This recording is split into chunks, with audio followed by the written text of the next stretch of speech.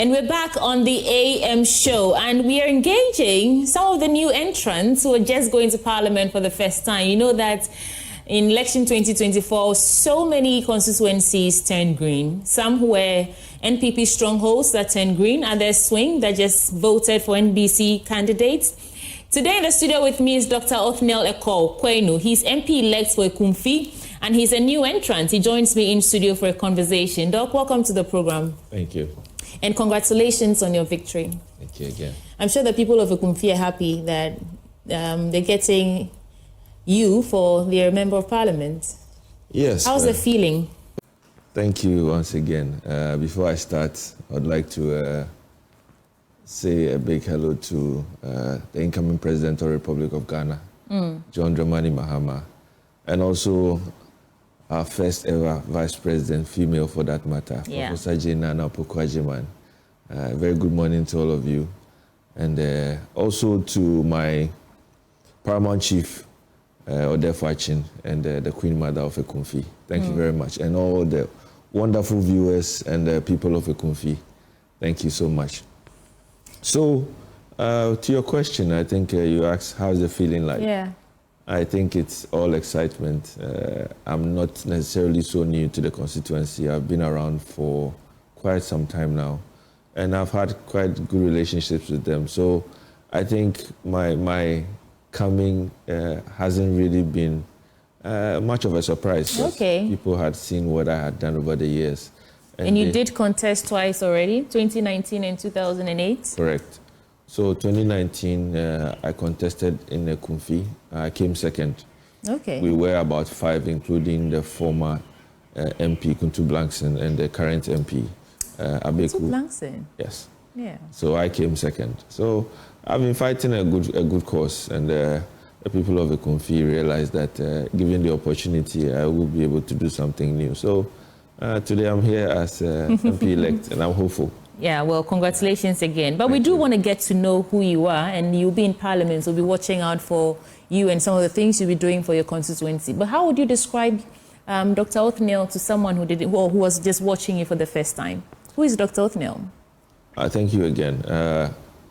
Othniel is a very simple person. Basically, I'm in a family of 4. My dad was the former Deputy Controller and Accountant General in 1979. Rose to the ranks with PNT those days. My mom is an educationist. She runs a school. Okay. Yes. I'm married with 3 kids. I went to St. Augustine's College, and APSU, I greet all of you. And basically went to school at Central University, went to GIMPA, I did my PhD in Ballsbridge. Currently, I'm enrolled with Nobel International Business School. Okay. And started politics around 2008, Ablekuma South, became constituency chairman in Ablekuma West. I started Ekumfi politics 2016, had my first contest 2019. Why did you move from Ablekuma to Ekumfi? Well, my origins are from Ekumfi. My dad hails from there, and so is my mom. So basically, I felt I needed to go back home to help my people, because I could see there were quite a few challenges that I could probably help, given the opportunity. So I took advantage of that, came to study in Accra as constituency chairman.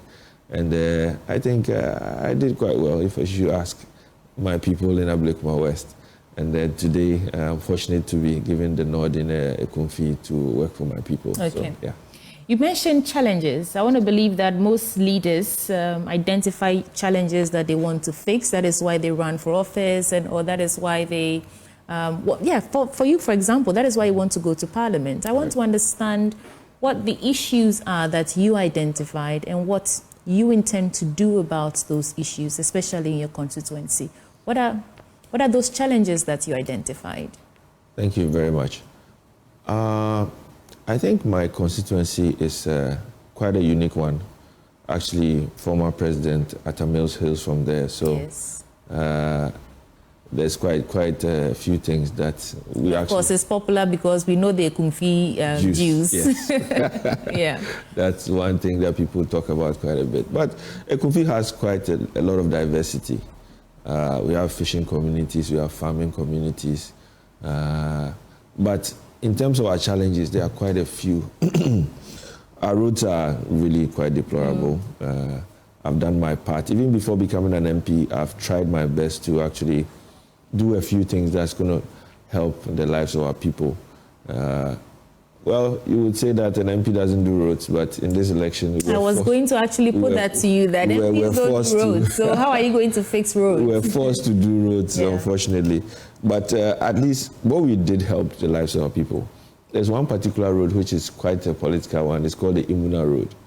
And if you look at the citizens that live around there, they are very, very business-minded. They travel a bit, and so their voices are really heard. So that road is quite a critical one for all of us. And fortunately, I tried my best. I reshaped it. It's a 15-kilometer road, and that was really a lot of work. Where did you get funding?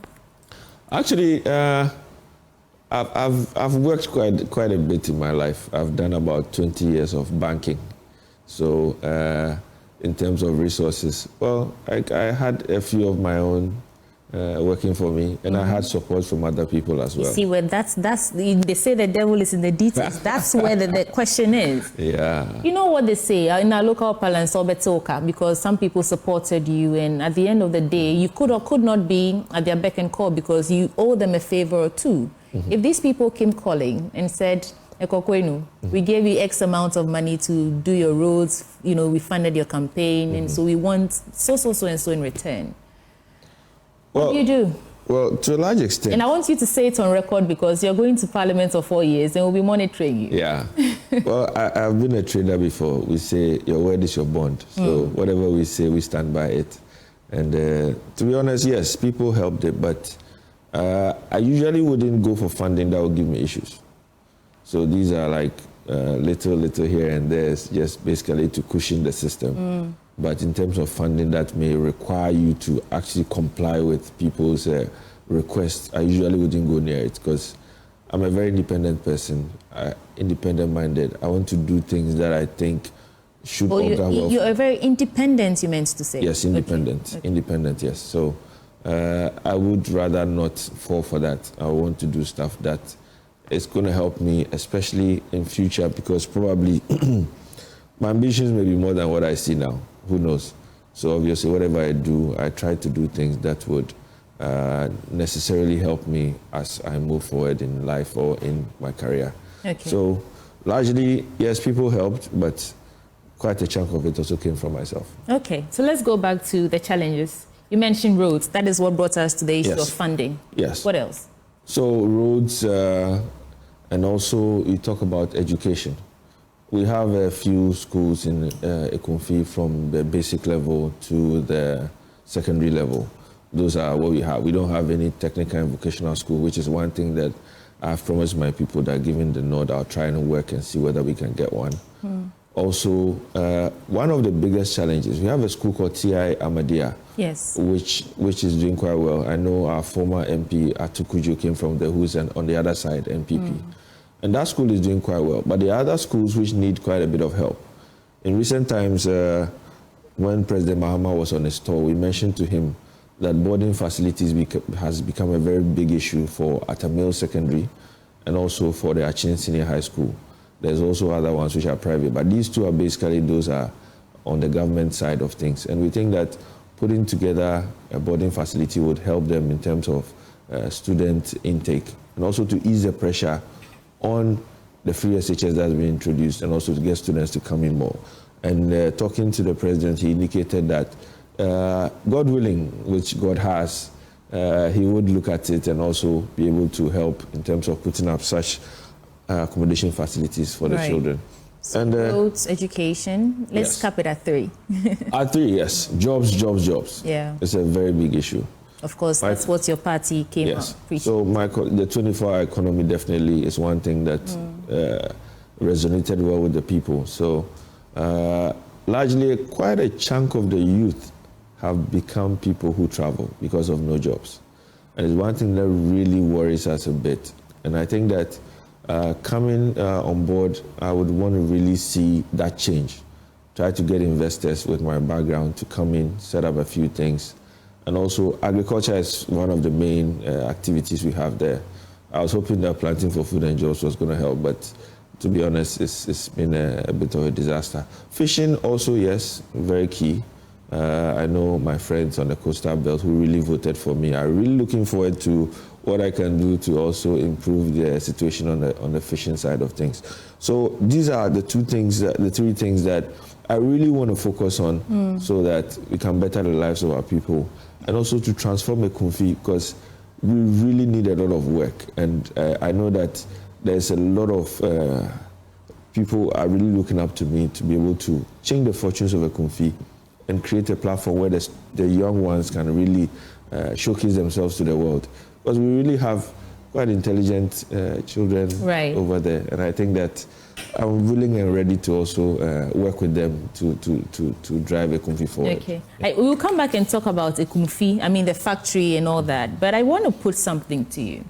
Often, when we see new entrants or people who were in the public spaces and they get elected or appointed into office in a government position, it's as if all the issues they identified and the plan they had to actually fix those issues disappears or become negligible in from their perspective when they actually get to office. Okay. I like to say it's as if something happens on the seats. When they get there, they just forget. Would it be disingenuous of us as Ghanaians to think that everything you're saying to us right now is just a matter of time? Once you get to Parliament, you probably forget that you had such an ambitious dream to turn Ekumfi around. What happened? What do you think happened to, government officials who are preaching virtue and they get there and they start practicing vice? And then what are you going to say as an assurance to those watching you and your constituents right now that they can hold you to when you go to Parliament and, the course of your 4-year term? Thank you very much again for the question. Well, I'm yet to enter the chamber, so I don't know. You're yet to see it. Yes, I'm yet to experience what's in there. But, for me, largely, over the years, right, I really identify with my people and the plight of my people. So because of that, I always try to do things that will make the people know and believe in what I stand for as a person. Now, if you go to my constituency now, even though I am not the MP, I have tried to do quite a few things that would showcase myself to the people and let them know that this man is different. If I go reshaping a 15-kilometer road, that hasn't happened before. Well, you did it because you have political ambitions, no? Not necessarily. There were other roads that I did before then. I've put up an ICT lab, which Professor Nana, thank you for coming to open it for us. I'm on the verge of setting up a poultry farm. I'm on the verge of setting up a gari processing plant. Okay. There are a few things that I've put in place that I think that just to create some sort of employment for my people, right? And I've worked with the Education Directorate over these years to make sure that education is doing well. I've also worked closely with the chiefs, basically to look at things that we can do that will augur well for our people. One thing that I've always said during my campaign is that Ekumfi, we have pockets of, let's say, festive times. Everybody celebrates their own. Okay. If you go to Kumasi, there's something called Akwesida, where everybody comes together, they make it big and all that. But in Ekumfi, we don't have one. So I've also indicated to them that I would wish that Nananom will join hands so that we can come out with our own festival to make our people come together. And I think some of these things that I am thinking of eventually will inure to the benefit of all of us. So I'm really keen on doing it. I don't intend to change. I'm one person, I want to be original. If you ask anybody around me, they'll tell you that Ekow Kwainoe, the way he is, that's how you're going to get him. So I really have doubts that we'll be getting to the chamber. I don't know what spirit is there, but... You think it's a spirit? I have my own. I have my own that I carry along with me. I believe that a good name is always better than riches. Right. So I think about 2 weeks ago, Ekumfi Juice workers were appealing for continuation of that initiative. I don't know if it's come to your attention. They were appealing to President-elect John Dramani Mahama to help expand the factory's capacity to produce more. I'm trying to get that article, more raw materials for production. They're saying that it's not all in all bad, but there's so much more that they can do. Have you looked that way yet? What do you think are the gaps that need to be filled in? Is that one part of your plan, the juice factory specifically? Yes. Actually, I'm also a farmer. Ah, okay. Yes. I won the 2022 District's Best Farmer, 2021, and 2022 I won Central Regional Best Pineapple. You are a man who wears many hats. Huh? Yes, yes. Okay. So I have a 60-acre pineapple farm at Nanabing, Ekumfi Nanabing. And I did that because I realized that Ekumfi, the land was very fertile for pineapple production. So I veered into it. Currently, I employ about 20-25 people. I have other farms as well, but the pineapple is mostly what I really look at. And I did supply a Ekumfi juice factory quite a few times. But I know they have challenges, especially with outgrowers. There are quite a few of them, so they cannot produce all year round. Beyond that, I think they also have financial constraints. And I am hopeful that with the advent of the 24-hour economy, where the government is looking to run things basically the whole 24 hours, it will be good for us, especially when the program starts, for us to be able to pitch Ekumfi juice, first of all, to help outgrowers to be more, so they can have more produce to produce more juice for us. Because I realize that the juice is selling quite a bit outside of Ghana as well. And if we are able to get this company to stand on these 2 feet, it will basically create a lot of employment, not only on the factory side itself, but beyond that, the farmers are going to go into more of pineapple production so that we can have a lot of revenues coming to them as well. I know the financial constraints are quite huge, so I've had a few complaints of staff not being paid and all that. But I think that if we're able to put them on board this program where they get support from government, I think it will really help the company to do well, and of course help the farmers as well. So it's one area that I'll really be looking at to help that company. Looks like at the core of all the ambitious plans you have for the constituency, funding is very pivotal to the successes of all of them. Right. How do you intend to actually mobilize funds? And when we talked about roads, we said MPs don't build roads. So how are you going to mobilize funds to actually execute all these ambitious tasks you've set upon yourself? Yes, thank you once again. I think that for me, coming into politics, I lived a life where, as I indicated, I've done banking for quite a while. So you're a rich man, eh? Money no be problem. Well, yeah. I pray to God to add more to it. Yeah, so I'm looking at a situation where we will look for investors. I happen to be in Treasury for most of my life in banking, so obviously I have a sense of how to pitch for investment and all that. I intend to use this position as a platform where I can use my knowledge, especially in that industry, to look for investments that's going to come to Ekumfi, to set up companies, and also to create jobs for my people. And I believe that with this know-how and knowledge, I also have a sense of how things work in that industry, and also have a few contacts within that space that I can fall on to drive that agenda in terms of funding for these projects. So I'm quite happy about where I find myself now, especially that I can fall on my past experience and knowledge to be able to harness this level of investment for my people. Okay. Posterity will tell how well you do. Let's step away from what you do, your constituency, and talk about some national issues that I want to take your reflection on, starting with, of course, aftermath of election 2024. It's been 23 days. There's still issues that need to really be concluded on. We're just talking to Dr. Rashid Tanko from your party, I think Deputy Director of Elections and IT. And for Domiko Abenya constituency, they disagree. Although the EC is set to rerun in some polling station, he disagrees. Then there's those 4 constituencies currently in court that the Supreme Court had quashed the ruling of the High Court. What do you make of all this? Well, I think largely it's all good for our democracy. Is it? However, I think that it must not negatively affect the outcomes of our election that we have. Because if I remember quite clearly, there were about 9 constituencies outstanding when President Mahama was declared president.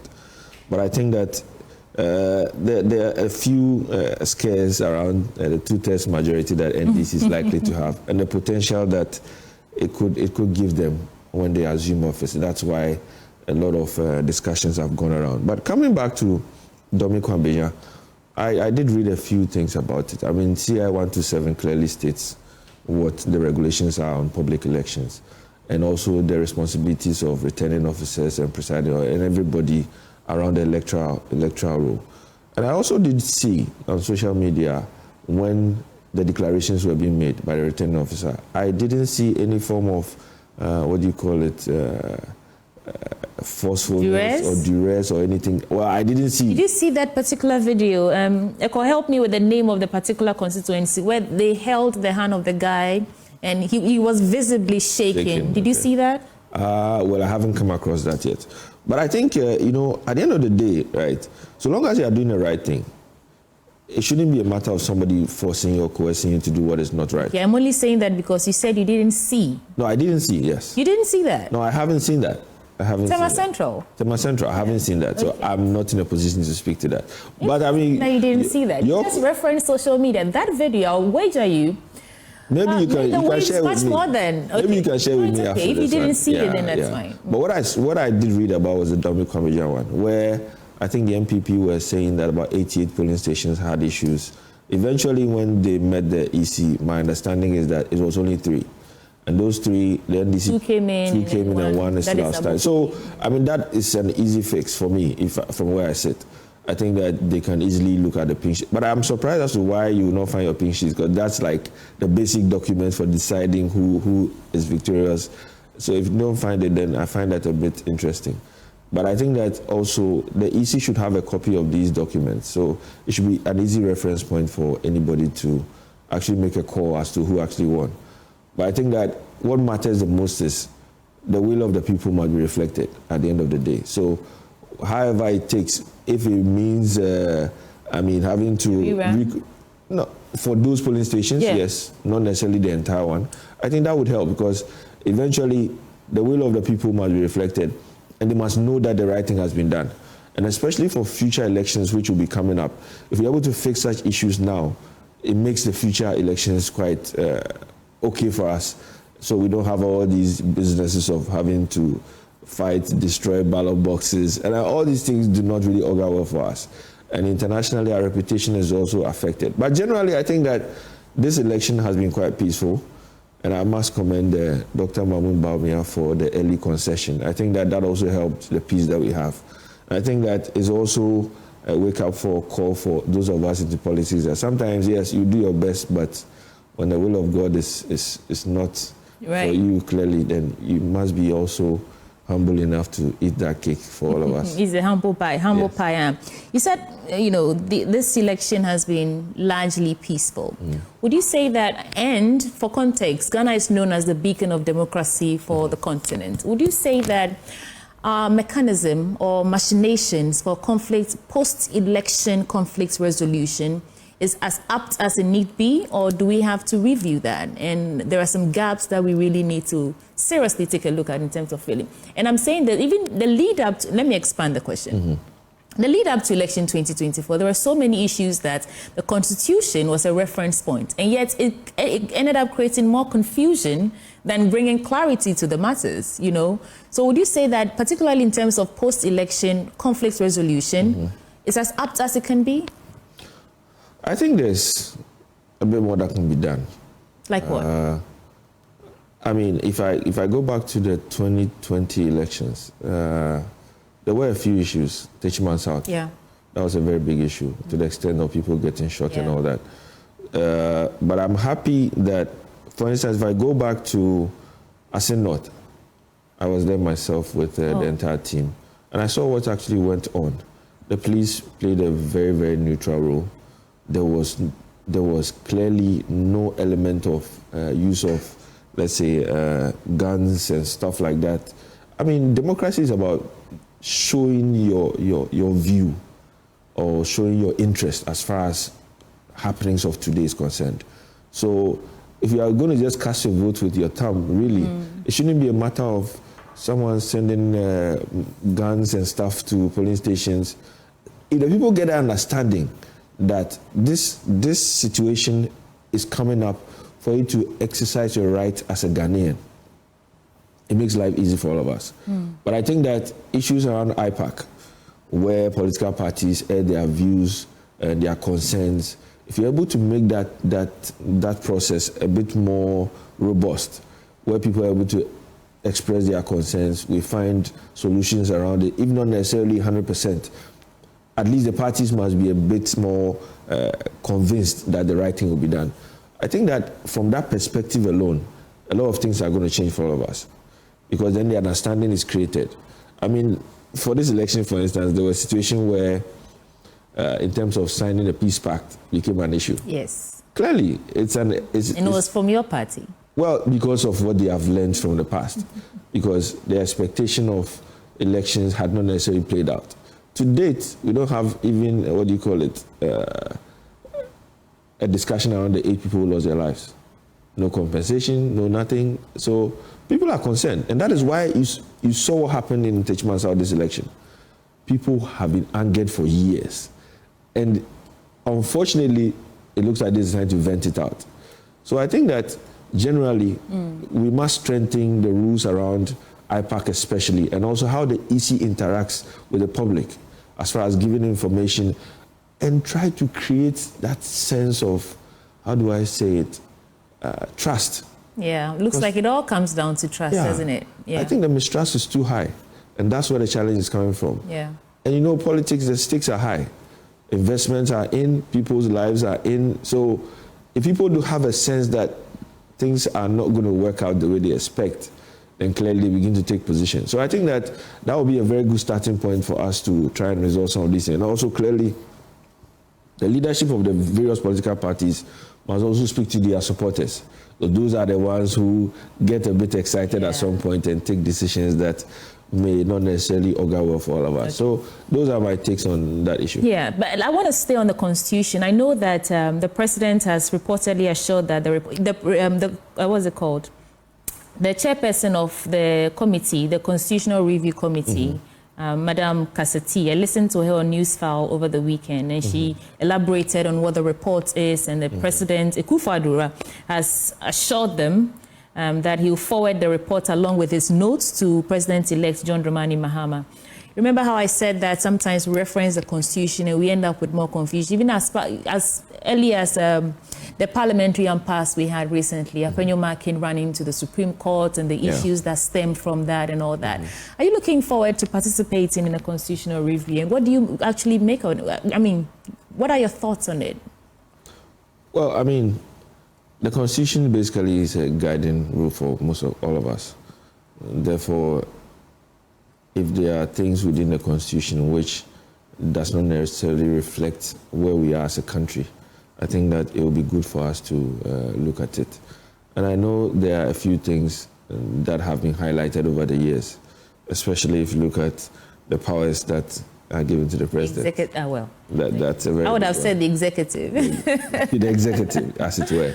And also, there's one particular one that people keep talking about as the vice president being the head of the police council.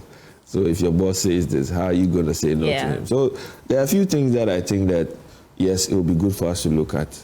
And I think that the reason why the 2/3 has become an issue is because it also gives the opportunity to make some amendments to the non-entrenched positions. And that's why people are a bit concerned about it. In fact, I've sat among circles where they argue that it's dangerous for our democracy because the NDC could decide to just, pass some laws, make some reviews that may not necessarily be in the interest of every Ghanaian. Do you sense that it could be dangerous with this overwhelming 2/3 majority that next, Parliament will be featuring? For me, right? You don't see the danger. I may not necessarily agree with that. Ghana's democracy, if you look at the role NDC has played over the years, right down from the establishment of the Constitution itself, the NDC has been very instrumental in making our democracy work well. So I'm very, very, I'll be very, very surprised if the NDC will do something to harm our democracy in the first place.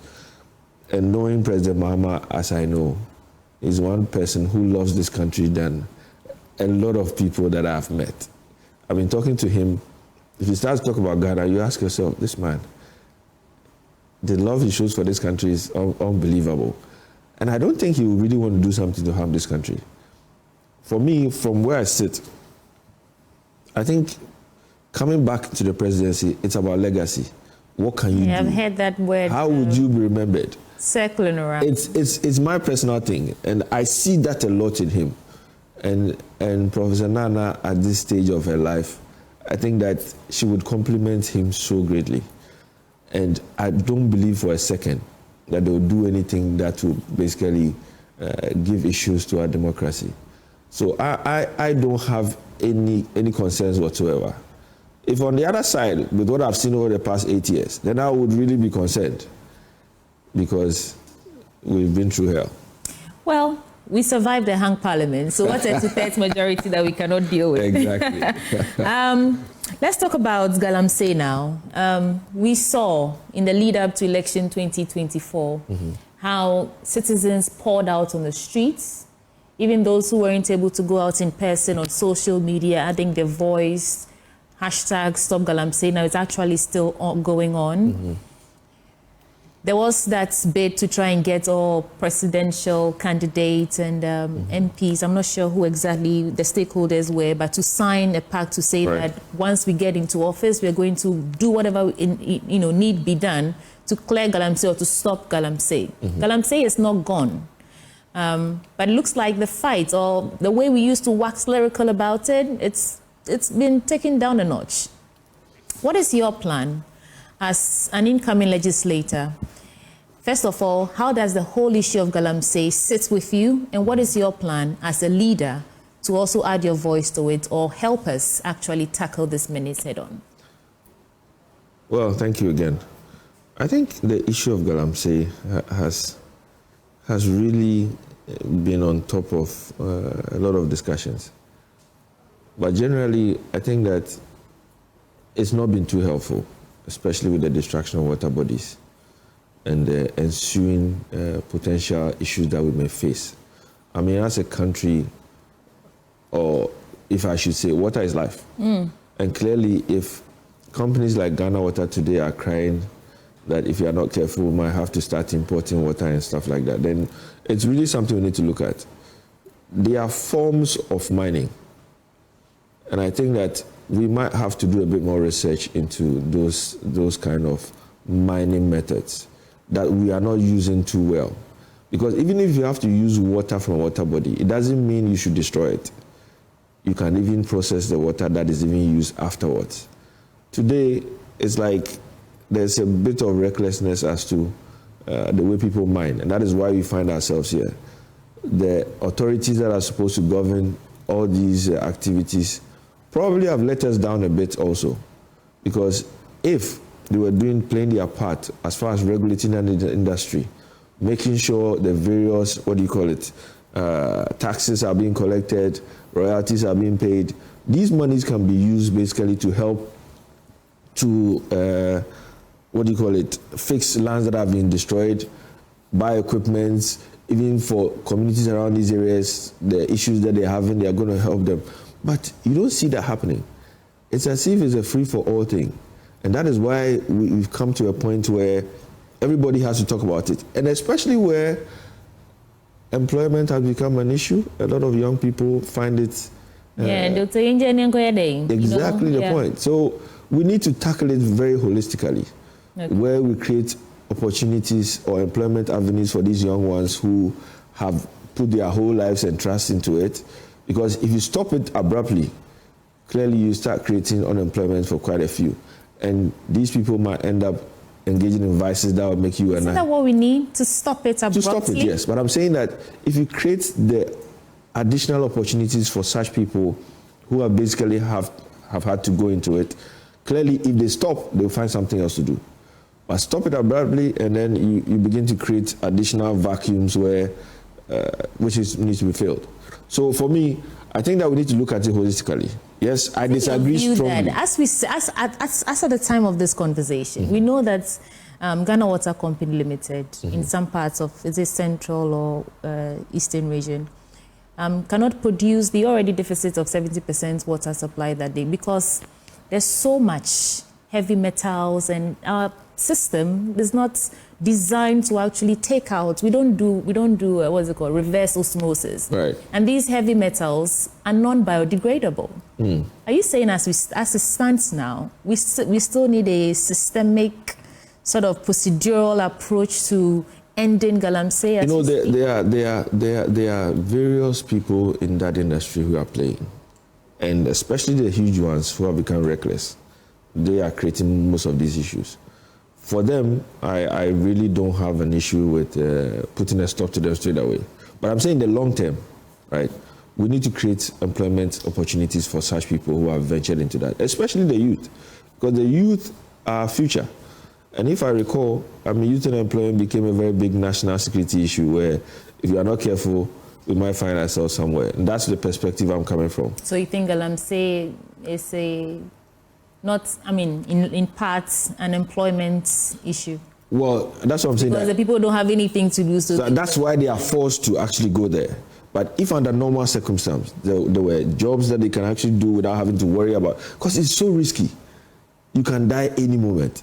The health effects on a human being also, it's so bad. So it's like they don't have a choice. That's why they find themselves there. That's what I'm saying. In the long term, let's create opportunities for them. But I know President Mama is coming up with something about community mining, where the regulation is going to be much more done in a very holistic way, not to cancel it off, but just to regulate it well, so that anything you do will not necessarily affect our water bodies to this extent where Ghana Water will struggle. Yeah, in fact, Doc, I disagree with you, but this is not about me. I think that to a large extent, galamsey is a leadership problem. If we really wanted to stop galamsey today, we would. I don't think it has anything to do from that perspective. From that perspective, yes. Anything to do after. From that perspective, yes. Yeah. If I should use the word greed, that has also become a very big issue on that side. But I think that largely, it's interesting. But I had a report that when the election results were out and President Mahama had been declared, the quantum of galamsey activities had dropped significantly.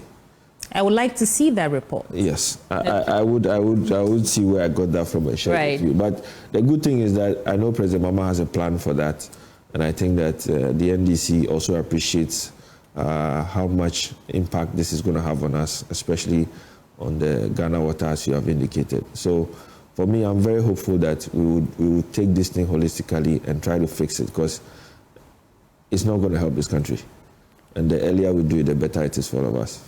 Dr. Ekow Kwainoe, thank you so much for joining us. What would be your final word? If there's anything you've left out that you want to bring to light, you can also use the opportunity to speak to your constituents directly. And I understand we have some footages of your farm. So while you're doing that, we can show our viewers what it looks like. Sure.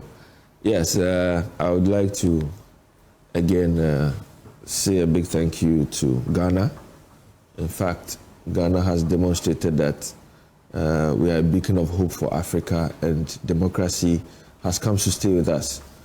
Yes, the Ghanaian is slow to anger.